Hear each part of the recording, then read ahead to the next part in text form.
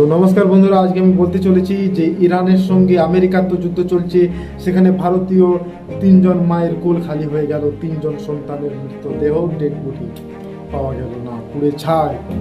কারণ কি না, বিদেশ থেকে যে ভারতের তেল আসছিল, ঠিক আছে, তেলের দাম তো আপনারা জানেন যে বেড়ে গেছে। তো তেল নিয়ে আসছে ট্যাঙ্কে, জাহাজের মাধ্যমে, সেখানে বোমা ফেলা হয়। শুধু একটা জাহাজে নয়, পরপর 4টে জাহাজে। কিন্তু আজ সেখানে 3জন সন্তানের ডেড বডি বোমা ফেললো কারা? তো সেখানে আমেরিকা, মোদির বন্ধু। সে সব সময় কিন্তু মুখ বন্ধ করে রেখেছে, চোখ বন্ধ করে, সে কিছু দেখতে পাচ্ছে না। পরপর ভারতের উপর অ্যাটাক করে যাচ্ছে, তার সত্ত্বেও কিন্তু কিছু বলছে না।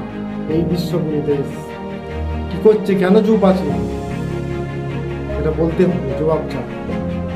আজ ভারতীয় সৈন্যরা না হয় 24 জনকের মধ্যে 21 জনকে সুরক্ষিতভাবে নিয়ে এলো, কিন্তু 3জন তো চলে গেল।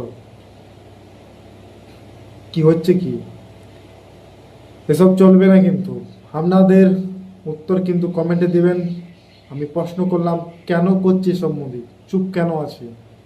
ঠিক আছে, আপনাদের মতামত কিন্তু কমেন্টে জানাবেন।